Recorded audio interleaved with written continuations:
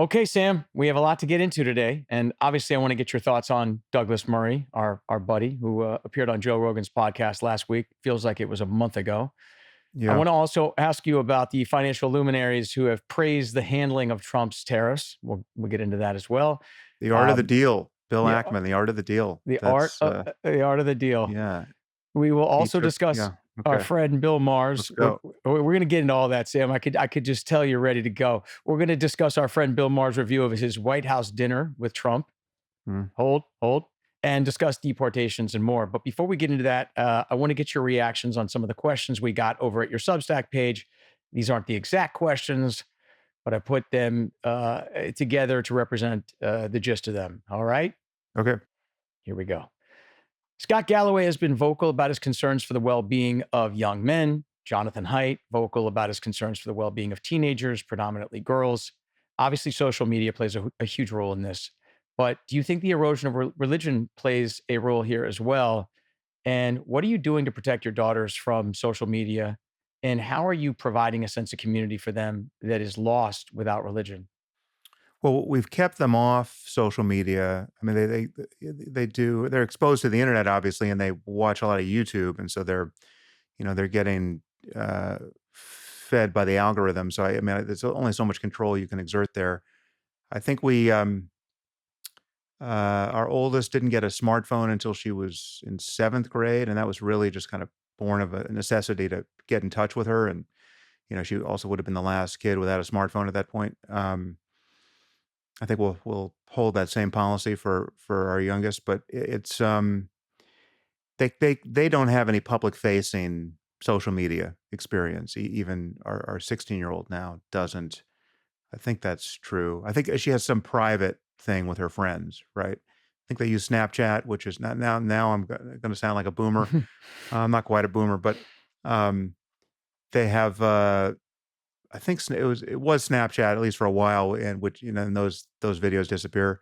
But again, it's all within nothing public facing, or at least not to my knowledge. I could be one of those parents who's being carefully deceived, and it could get ugly out there. But um, the intention was to keep it from them as long as possible, and also to educate them in how bewildering and soul crushing it can be to have your self worth anchored to the feedback you get in those channels, and so they're aware of the social problem, and they have not yet been, again, to my knowledge, personally exposed to any of it. Uh, and they've seen some friends, have crazy experiences. Some friends with public-facing YouTube channels, etc., that just look like um, brain damage for the whole family. Right. So there's that. So I think it's I definitely take Jonathan Haidt's instruction here to the degree that we can. We don't have a school, unfortunately, that will ban phones or demand that phones stay in lockers for the whole day. Though I think some parents have tried to make it that. I think that's Jonathan's recommendation. Um,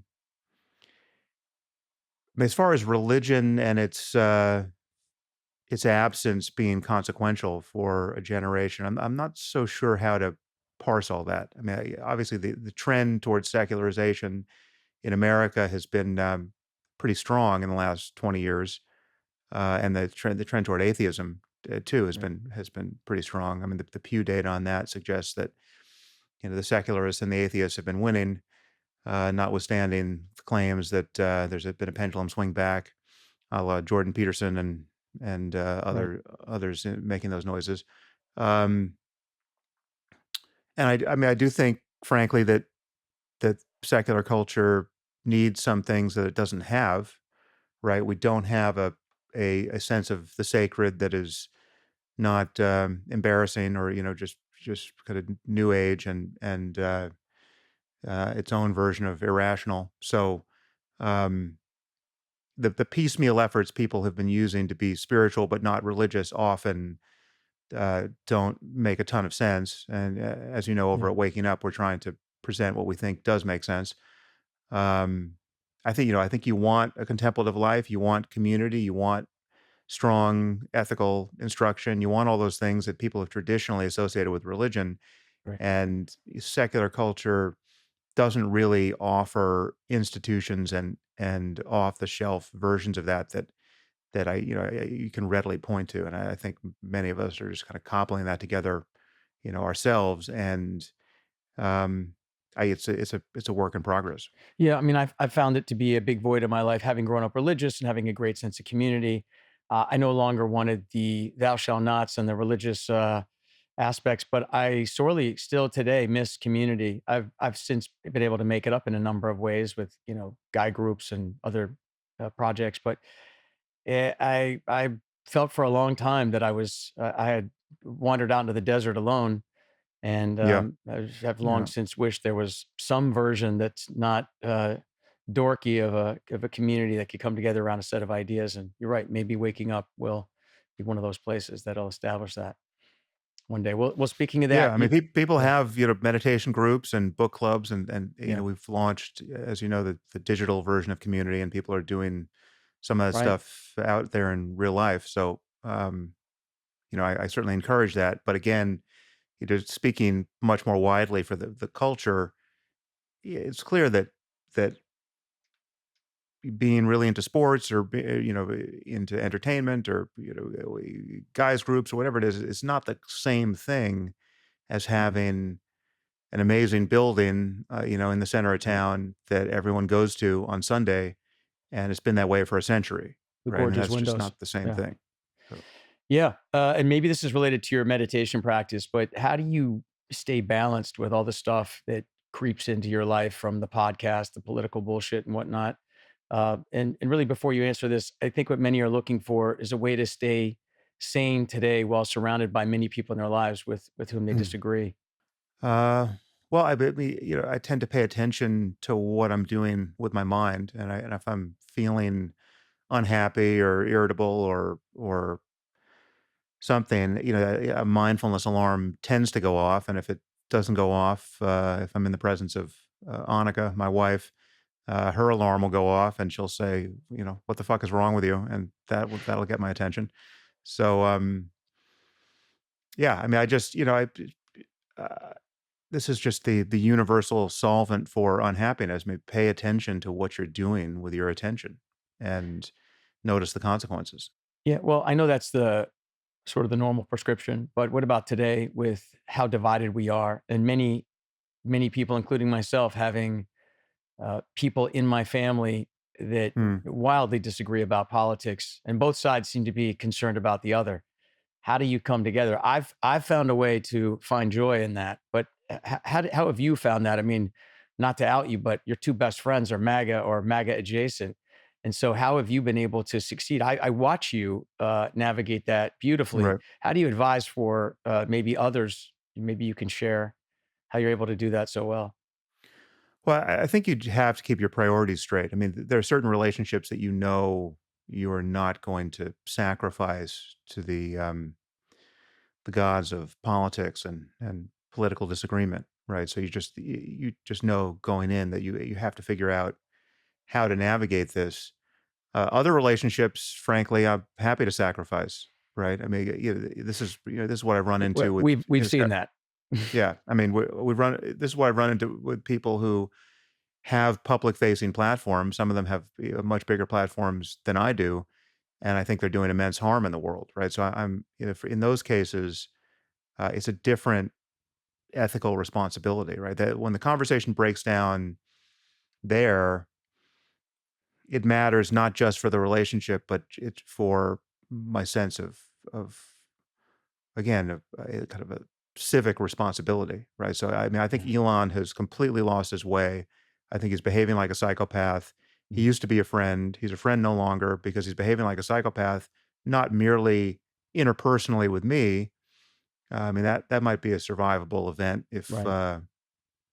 it could be talked about, but at scale, I mean, he's doing more harm than almost anyone on planet Earth to our culture. I mean, I would certainly defend that thesis to anyone who might be uh, rolling their eyes or furrowing their brow when they hear Sure. me say it like that. I just think it's absolutely awful what he's doing. He's in second place to Trump. and sometimes not even in second place. Right. So, but personally, I have, some very close friends who voted for Trump. The thing I don't really get in those collisions when we do talk about politics is a real case on the other side. I mean, and I've spoken about this.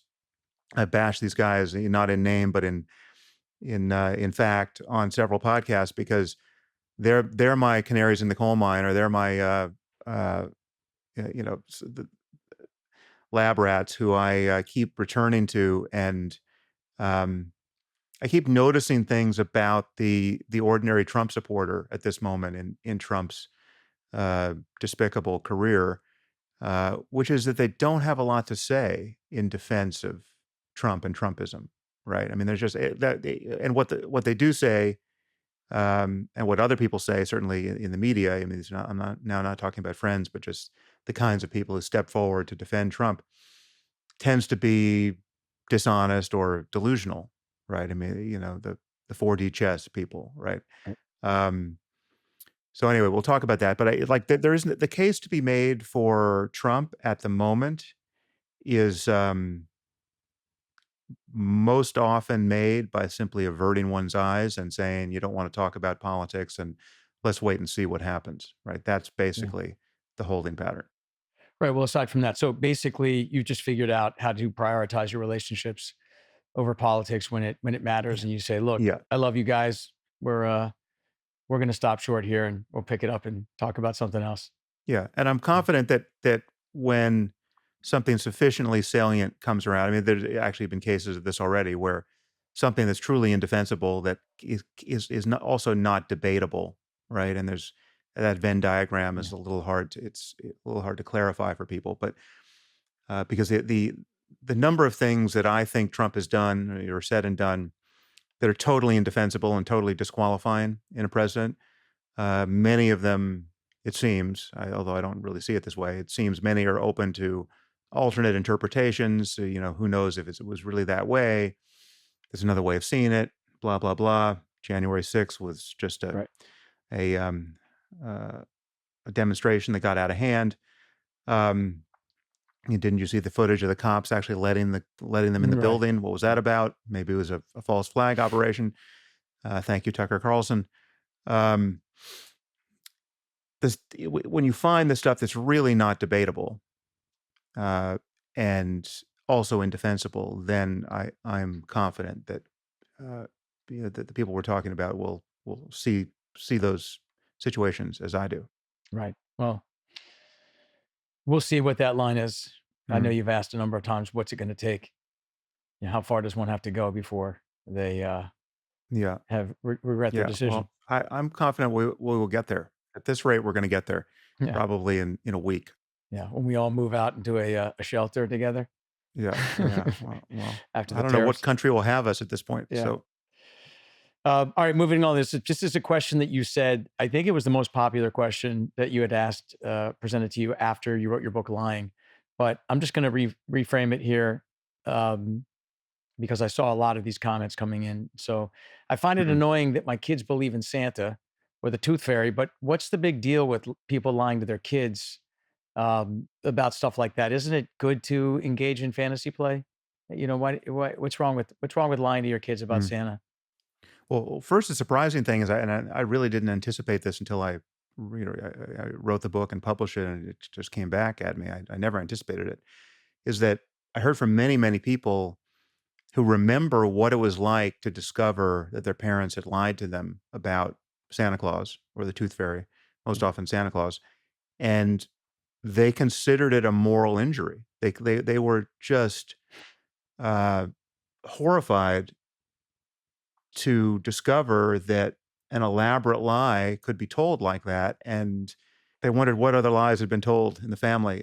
In fact, also I heard from fundamentalist Christians who, I think I have this right, would say that their family never lied about Santa because they didn't want any suspicion generated that they could be lying about Jesus, right? Like that. There was crosstalk between the real religious beliefs there and the fun fake ones.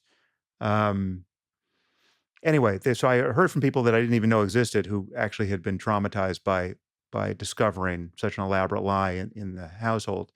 Um, but yeah, my ethics around lying were established clearly enough, early enough, so long before we had kids that it was just clear we weren't going to lie to them about Santa or the Tooth Fairy or anything else. Um, I would just point out nobody is tempted to lie about Halloween or Middle Earth or Harry Potter or anything else that's super fun for kids to fantasize about. You could suspect that it might be a little more fun if you lied about those things. If you said, Frankenstein was real or vampires are real or Dumbledore is real. But I mean, that's just not, we're not tempted to do that. And there's no problem. And so I can assure you, Christmas is a ton of fun for kids if you never lie to them about it. Yeah, I mean, I think people more use the lie of Santa today for the invisible babysitter, for the you get a month or two to hang that over your kids' heads to get them to behave better. Listen, But they behave just fine if you if you tell them there are real consequences, even Christmas shaped consequences to their misbehavior. I mean, you could say, listen, if you really want that stuff for Christmas, uh, stop doing that, and it would be the same message, right? I just think it's I don't know. I mean, it does introduce perhaps a weird social experiment in the school if your kid is the only kid who knows the truth about Santa and they're surrounded by yeah, dummies who believe. But flip it around and ask yourself, do you want your kid to be the last kid in no, second grade or whatever grade it is to believe in Santa and to be teased by their friends? You don't want that, right? So at what point do you want them to be disabused of this fiction? So you want them to be the last boy or girl standing, because that's embarrassing. So why not be the first, right? Or the all right. second? I like it. I think it's great. Anybody who has more questions, please come over to the Substack page and you can ask, and we'll try to answer those for next Mm, time. But all right, it's time to get back to our friend Douglas Murray, who, by the way, will be on the podcast with you later this week promoting his book called Democracies and mm, Death Cults. And I'm sure you'll be discussing his appearance on the Rogan podcast, which was yeah, incredible. So we don't have to go crazy here, but I certainly want to hear your reactions and see if you have anything to say, which yeah, I yeah, know you do. yeah. Well, I mean, the most incredible thing for me was the result of it, right? I mean, Douglas was great. I think I might disagree with a couple of things he said, and I think I might have taken a slightly different line in that conversation. But in many respects, he was much better than I would have been in having that conversation too. So there's just Mhm. I thought he was spectacular, and yet it was obvious from the beginning that the conversation was going to fail as an intervention, right? I mean, because of who Joe and Dave are, because of the audiences they've cultivated. If you look at the response, I mean, I haven't done this in recent days, but in the immediate aftermath, I think when it had some hundreds of thousands of views on YouTube, I looked at the comments and I Right. mean, at that time, maybe things have changed. I can't imagine, but it was 100%. I mean, not even 99%, 100% against Douglas, right? Douglas was just a pompous asshole, uh, just just arguing from authority. There's no value in what he said. I can't believe Joe even had him on.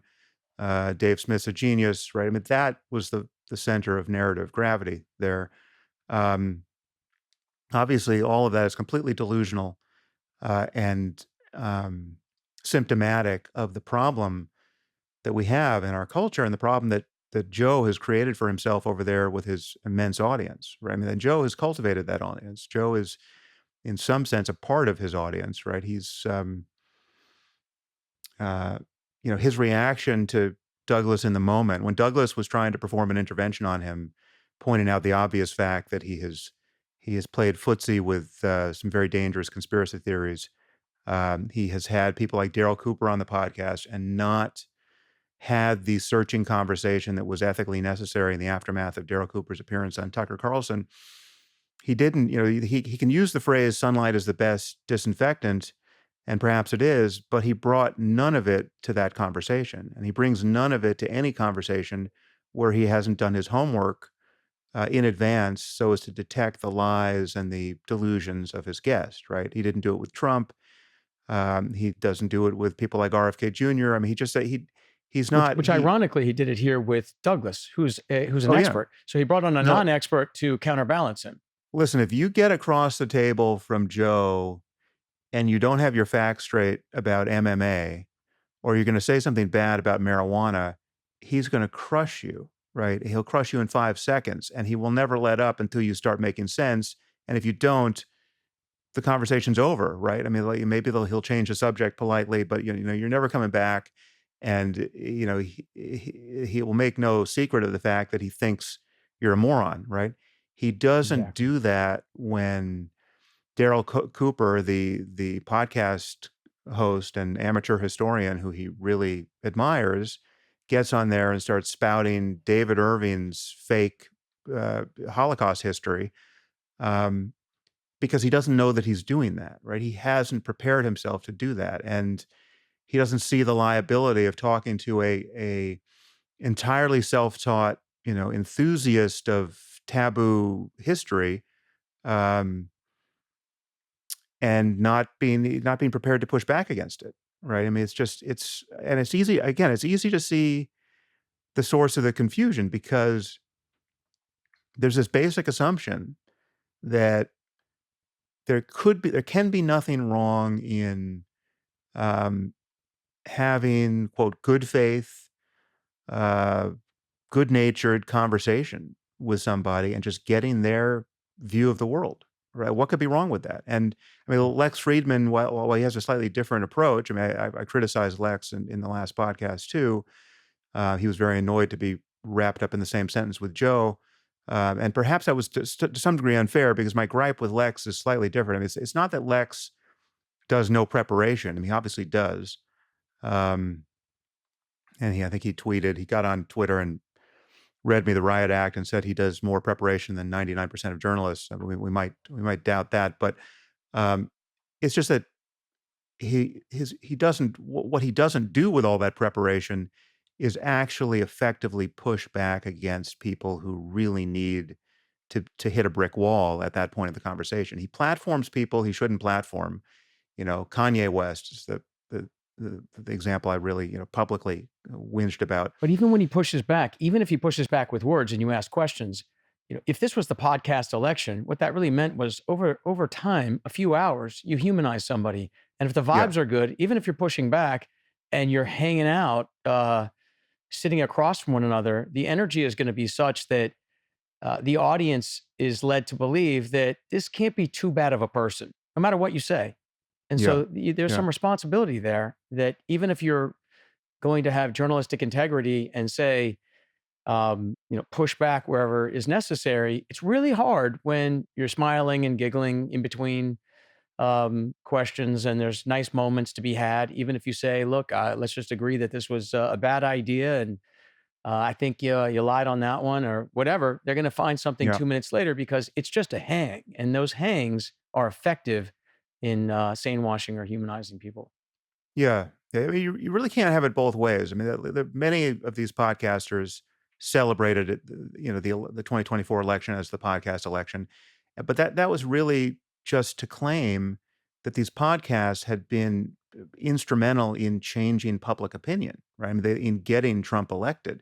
People saw his humanity. They saw he's a real guy who can just hang and who can talk about anything. He's not afraid. But Kamala Harris is afraid to go on Rogan's podcast, and Mm.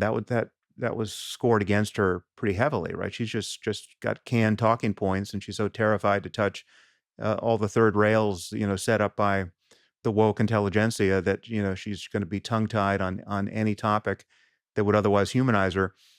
She can't even risk turning on the microphone with someone like Joe. Um, to say it was the podcast election is to say that those conversations mattered, right? And they did matter. I totally agree it was the podcast election. And so it mattered that none of these guys, not Joe, not even Lex, though he actually did try a little bit in his interview of Trump, not Andrew Schultz, not the All In guys, no one, not Theo Vaughn, right? No one did what any sane and responsible journalist would have done, would have had to have done in one of those encounters, which is to push back against Trump's odious, divisive, dangerous lies, right? Which are well established. This is not my opinion, right? This is not a topic about which there can be a credible difference of opinion. The man has lied about everything under the sun, and there's just a clear track record. And to take the most consequential, the big lie that he won the 2020 election, right? That it was stolen from him, that Joe Biden was a fraudulent president because he stole the election. That was a dangerous lie that he still hangs over our society like a sword of Damocles, right? It's still a provocation to political violence. Um, and one of the most depressing things about the election night in 2024 was not that Trump won. I mean, that was depressing, if from my point of view. But the genuinely scary thing, and I said this at least at one point on a podcast, is that there was a moment in the evening where Kamala Harris still could have won, right? The so-called the so-called blue wall states hadn't um, fallen yet, right? I think at that point the New York Times was giving her an 11% chance of winning, so it was in the realm of possibility for her to win. And many of us recognized at that point that given all the lying, given that even Elon Musk at that point was lying about voting irregularities and fraud, obvious fraud in Pennsylvania, I think. Um, it would have been dangerous for her to have won at that point. It was not safe for her to have won a free and fair election at that moment, given the messaging, right? We would have had an explosion of political violence coming from the right. I'm absolutely convinced of it because of what Trump had done for 4 years, the way he had lied about the lack of integrity of our Yeah. electoral system. Joe Rogan, the All In guys, Lex Friedman should have pushed really hard on that point. That was the only responsible thing to do. They did nothing like that. So it was the podcast election. What they did is they gave him a dozen hours practically of free media exposure to tens of millions of people, wherein they worked very hard to midwife the most humanizing conversation possible. They just created a good hang with the guy and made him look like Yeah. the celebrity that he is, right? And we can get to Bill Maher in a second, but I mean that it's the fact that he's a good hang Yeah. is not relevant given his track record, given what we already know Yeah. he has done to our politics. And any journalist, I mean, this is why it's so dangerous. I mean, and irresponsible. The fact that the biggest media platforms in the world right now are um, are providing an illusion of long form journalism without any of the um, the sanity sparing Yeah. principles of real journalism. Yeah. Well, I don't want to get back to Bill yet. I do want to Okay. get to him, but what I do want to talk about is maybe while we're here on the podcast, if you can just sharpen up or help clarify some of the confusion around freedom of speech versus responsibility and what you are really wanting these platforms to do. Mm, And then next, if you can talk about um, the maybe some confusion around expertise. I do have some more questions there, but why don't you start with uh-huh. that? Yeah. Well, I mean, so obviously probably the most misunderstood piece of misinformation about me is that I'm in some sense against free speech, right? I mean that's been endlessly spun against me on X. I mean this is what Elon tends to amplify about me. It's totally false, right? It's just not. So let me just unpick this here. So there are many liberal democracies that seek to regulate speech much more than America does, right? The UK, much of Western Europe, Canada, New Zealand, all of them have more aggressive approaches to what is called hate speech than we do. Um, I think I mean, I'm open to argument on this point, but I think everything I've seen there seems terribly misguided. I think, for instance, laws against Holocaust denial in Western Europe, they can send someone to jail for denying the Holocaust. Right. I think that is totally counterproductive and Knocking on unethical. people's doors in UK for social Oh, media yeah, I mean, then there's posts. completely insane instances of, someone will tweet, men are men and women are women, and they'll get a visit from the police in London, right? I mean, it's just I don't even know how to think about that. I mean, I hear these specific cases, and they sound like, episodes of Black Mirror. Um, so all of this is to say that I think we're incredibly lucky in America to have the First Amendment and to have a nearly absolute right to free speech. Right? That is something that I would not want to lose.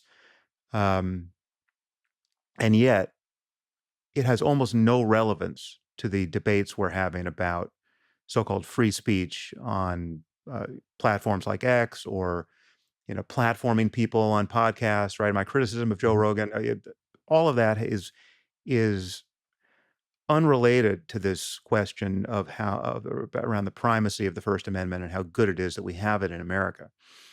All the First Amendment covers is one's political freedom to think out loud, right? The government cannot jail you or otherwise make your life miserable for thinking out loud on almost any topic, in almost any way, in almost any context, right? Now, there are some exceptions to this, and, consult your local constitutional lawyer for those.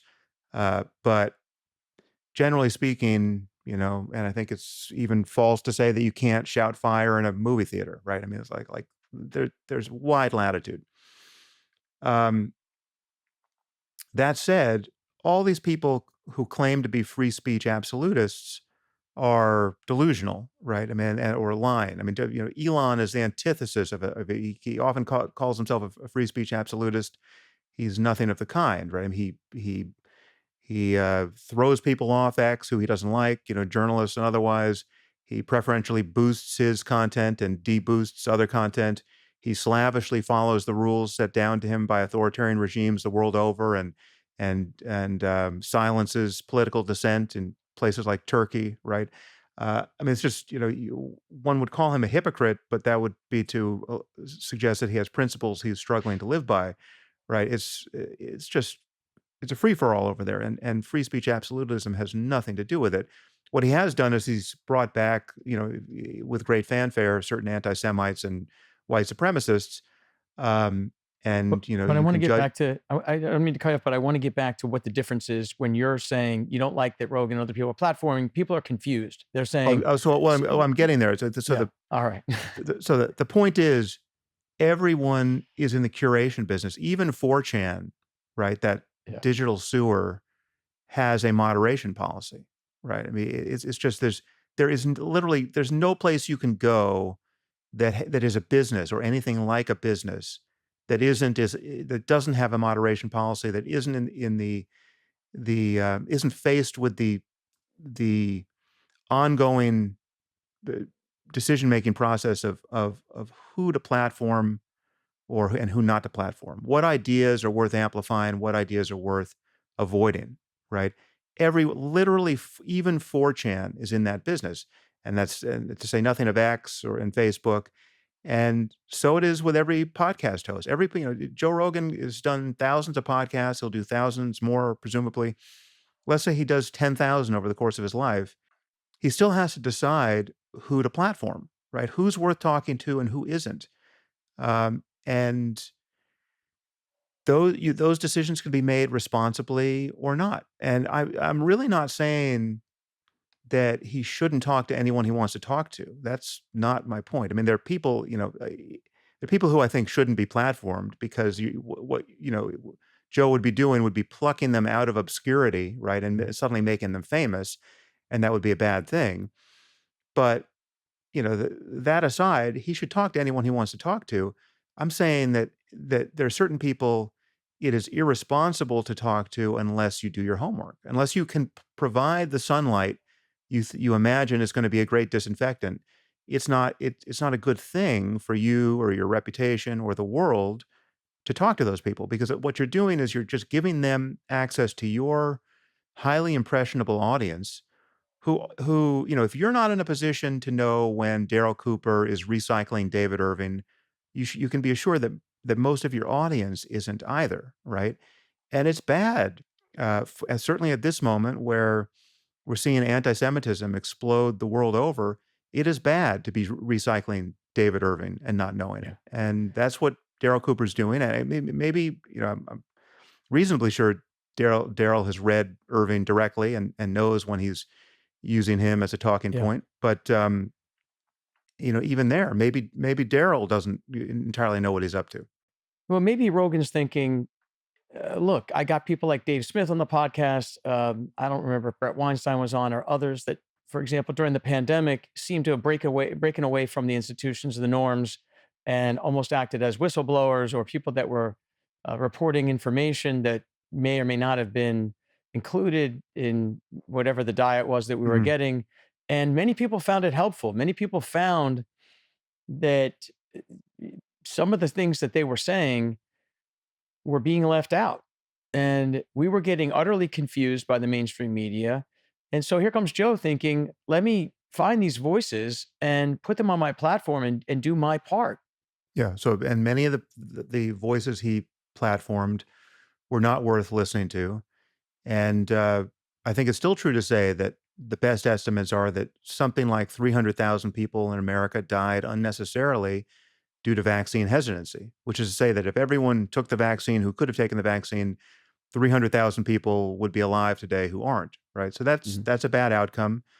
I think all the people who were not so worried about COVID, but extremely worried about the mRNA vaccines had a hand in creating that environment, right? And that was a bad thing. Um, yes, the establishment embarrassed itself on many points during COVID. I think the lessons that people are drawing from that are being highly exaggerated, um, but nonetheless, it's true. But certain of those moments were obvious, at the outset, and certain only became obvious months and even years later. Right? I mean, the calling the lab leak hypothesis racist was obviously an error and an embarrassing one within seconds of the first person who spoke those words, right? I mean, I don't know who that was, but um, you became widely vilified on the left if you thought that the Wuhan Institute of Virology had anything to do with the origin of COVID. Um, that, as I pointed out at the time and have pointed out many times since, um, that was inscrutable because it does seem politically worse uh, and even borderline racist to allege that the origin of the virus is the wet market, right? Where because these Chinese people can't Right. figure out how to stop eating bats and pangolins and raccoon dogs. I mean which is more politically invidious, that or that they could have had a lab leak, which is a fate that every biosafety lab in the world fears, and understandably so. So the allegation of racism was idiotic. It was always obvious. Even I, who am castigated by people in Joe's audience for having overreacted to COVID, was on the same page around the lab leak. Um, honestly, the errors that were made are so distorted in the funhouse mirror Right. of contrarian takes over in Joe's world, and certainly in RFK's world, that it's very hard to grant them many of the points they want to make. But the general point stands: is that the institutions and certainly mainstream journalists, scientists, scientific journals embarrass themselves. And but I can count on one hand the major instances of that, and um, I'm not even sure I can think of one that was medically important, right? Yeah. Stigmatizing ivermectin, I still don't think was medically important. Is ivermectin still, is that important to take now in as a prophylactic against COVID? Was Brett Weinstein on firm ground doing 150 podcasts in a row on that topic? I doubt it. Um, we know that, that if you if you create a map of people who doubted the safety of the vaccine and thought ivermectin was a prophylactic, we know that deaths from COVID went up in those neighborhoods, not down, right? I mean, that's just Yeah. All right. that's Well, I brought this subject up, but I think I'm going to kill myself if I have to. We've talked about COVID any yeah, longer. yeah. So let's move on to this. What I want to hear is your But no, thoughts. but the point is they're drawing the wrong lesson from I their, understand. that we were right about COVID song and dance that they keep doing and have been doing for years. One, it's not true in some very important respects. Two, where it is true, they're drawing the wrong lesson. They're drawing the lesson they're drawing is that expertise is not really a thing, right? And yet they can't apply that claim in many places in their lives. Certainly, where they care about things, they know that expertise is a thing. Well, this is what I want you to get into, the expertise part. The thing is that, Okay. okay, you've said it's okay to be an autodidact. You can read lots of books. You can be very smart. And Dave Smith is a very smart guy, obviously.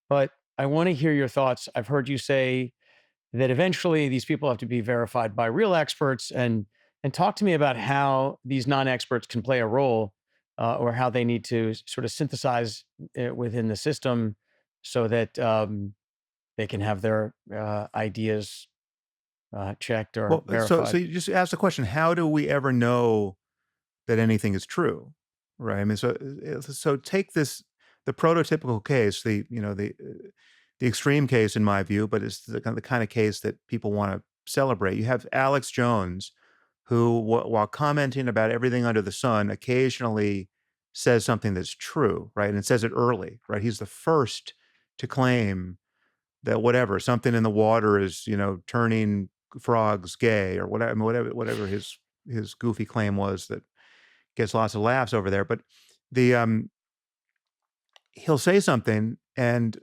uh, he's a non-expert. He's certainly not a biologist. How do we find out what is actually true about frog behavior or frog biology? Mhm. Well, then you need the real frog specialists in there to figure that out, right? You still need the experts, even if the experts are wrong. Even if you have a cabal of experts in journals on frog biology who think it's homophobic to allege that frogs are gay, and they've been actively suppressing that knowledge for years, right? The only way to actually figure it out is yet more honest biology around frogs, right? So it is with the safety of mRNA vaccines, or the real dynamics by which disease spreads, or the risk of H5N1 becoming human to human transmissible. You need the real scientists doing the real work, who are Right. really competent to do it.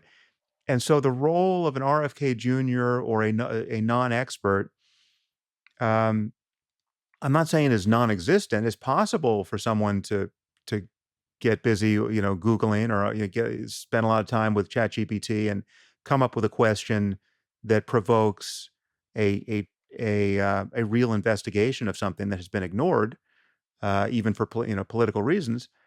But you still need experts to fly. You need real pilots to fly the plane, right? And that's true across the board. So, um, and so it is with even a discipline like history, right? At the end of the day, you need people who are adequate to tell you what really happened in the past, because they can go into the archives and read the papers in the original languages, and or journalistically they can they know what Vladimir Putin says in Russian, right? Not just what gets translated Right. to English, right? I mean, so it's just it matters to have we need real experts. We need real journalists. We need people who are not just winging it. And everyone knows this. Joe knows this. Dave Smith knows this. And so one thing that was so frustrating about their collision with Douglas was that Douglas was making this point, though he made it in a way that understandably they proved allergic to. I mean, when he he embarrassed Dave Smith by saying, "Have you ever been to the region? Have you ever been to Ukraine? Have you ever been to Gaza?" Right. And the answer was no. From Douglas's point of view, as a journalist and as a By the way, I war didn't think correspondent, Douglas. I didn't think Dave Smith. I didn't get that he was embarrassed by that. Right, and you could argue that, it was actually a false move from Douglas's point of view. I mean, I think I understand that Douglas, as a war correspondent, feels the need to actually, Sure. talk to the troops, and if that's a journalistic responsibility. That's fine. And I think, and he did reveal that Dave was delusional in the picture he had formed in his mind about what life was like in Gaza, calling it a concentration camp, Right. calling it an open air prison, imagining that the blockade was so complete that there's, nothing of value or necessity was in Gaza, right? Um, I think None of there it's that was. helpful to have been there, but it's not Yeah, so required. so Douglas was saying, "Have you ever been there, right? Do you even know what you're talking about?" And it's clear that he didn't. He just was taking these words at face value: blockade and Right. open air prison and concentration camp.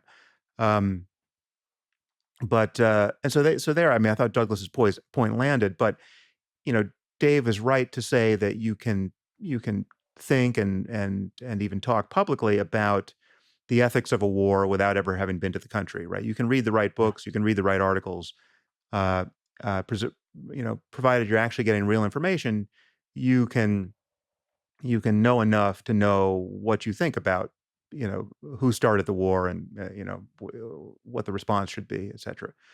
Yeah. Um, but the problem is with Dave and Joe, they're D- Dave is not an expert in any of these things. He's a stand-up comedian, right? He's self-taught in on all these topics, um, and he admits that. And yet he's content to play an expert on, on TV, right? And on the largest podcasts on planet Earth, right? He'll talk to 50 million people about how there's a genocide in Gaza, right? Or how Putin was pushed by NATO overreach as a rational actor to invade Ukraine, and the onus is to a considerable degree on us for having failed, diplomatically there. Um, he can make these claims, as stridently as he wants. He can go on, Piers Morgan and debate people as though he were an expert. But at the end of the day, he can pull the ripcord and say, "Listen, if I get anything wrong, I'm not an expert," right? So he suffers no reputational penalty, at least in his world, for being wrong, the way a real expert would. And yet he can hit the ball as hard as he wants, and do that for as long as he wants in every other context. Um, and it's, that's what it's like for him to play tennis without the net, right? There really is no net there. It can't possibly go wrong for him on his terms. Um, and yet, by his account and by the account of his audience, and certainly in Joe's mind, he's hitting the ball as hard as anyone. He's as hard as Mhm. the pros, right? He's returning serve perfectly, um, and yet they're not noticing that there's no net, right? But yet for Douglas, there is a net, right? And when the ball goes into it and he loses a point, it really matters for him, right? Because he is an expert on the topics he's addressing, and the onus really is on him to get his facts straight, and not to pretend to know things he doesn't know. And if he winds up dignifying a source as legitimate that turns out to be fake, Yeah. that's a real problem. But with Yeah. all these self-taught entertainers, and even someone like Darryl Cooper is in that bucket, they never pay a penalty for this. I mean, Darryl Cooper is trafficking in profoundly misleading misinformation about the Holocaust, and about the behavior of the Nazis and their motives, right? About about Hitler, what he And was thinking, Churchill. and Yeah. why he was doing certain things. And he's creating a kind of engine of anti-Semitism. And again, it's being celebrated at the highest level. Tucker Carlson and Joe Rogan, both are treating him like really the best popular historian we have Yeah. at this moment. I mean, that was an explicit claim by Tucker, and Joe. I think Joe would say it's him and Dan Carlin, right? And so, I mean, I should say I'm not throwing any shade on Dan. I think Dan, at least to my eye, has been incredibly responsible in how he's, as an amateur historian, has popularized history. I think Dan's fantastic. I think Dan will, has criticized Darryl for what he's done here. Um, and Darryl should look into the mirror of his own audience. I mean, Darryl just published to my eye, a fairly bizarre essay on Substack, admitting that his audience was just chock full of anti-Semites now, just bursting with anti-Semites. And then he was kind of differentiating among the anti-Semites the ones he felt he could still talk to and the ones he just didn't want in his audience, right? Like there's the smart anti-Semites and the dumb anti-Semites, right? And he's deciding to split the baby that way. It's an odious project, right? It's completely irresponsible. He is not being nearly as clear as he should be to be ethical in disavowing anti-Semitism and in disavowing the conspiracy thinking that is getting weaponized so as to seem to make anti-Semitism a sane political project. And he's part of the Candace Owens problem. He's part of the Dan Bilzerian problem. And it matters that all of these people are sort of in good standing with Joe and Dave. I mean, if you saw Dave and Joe talk about Candace Owens and her recent adventures on the microphone, that was Talking about the third rail stuff. Yeah. Absolutely contemptible how they framed what she's doing, right? I mean, perhaps we could drop the clip in here. It's phenomenal. It's like they created a monster with her when they fired her from the Daily Wire. They created a monster. Yeah, they sure did. She can't be stopped. Yeah. Oh no. There's no stopping Candace Owens at this she's point. hitting all the fucking third rails that no one wants to touch.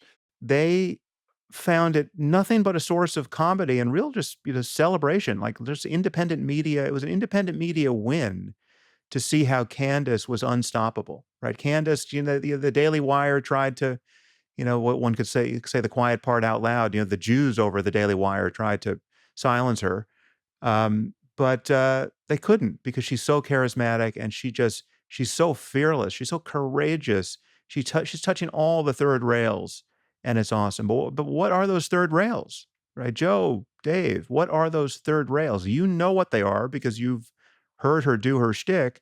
The third rails are that the Jews, for ages have been killing Christians at Passover, quite literally the blood libel. The newest third rail that I learned from her is that Israel's responsible for 9/11. Right? We missed the trail of breadcrumbs that led directly to the Mossad there. She's dusting off that thesis, and that's what she's telling millions of people now. Again, in a context, in the aftermath of October 7th, where we're witnessing the greatest explosion of anti-Semitism in several generations. Yeah. Well, you're going to have a lot more to talk to Douglas about later this week. I'm sure you're going to get into this a lot with him. But I want to jump over to our financial luminaries, as I said at the top of this. When Trump's tariffs were tanking the market, we saw many in the right say, just slow down a little bit, give it a second. You have to have patience. And then when he pulled them back, everybody praised him. And Bill Ackman went as far as to say it was brilliantly executed. Now, obviously, Bill's very bright. But what am I not seeing here that he's seeing? What's going on? It just seems to me like this is sort of the Kim Jong-un behavior where everyone's clapping as he gets a hole in one on every hole. But yeah.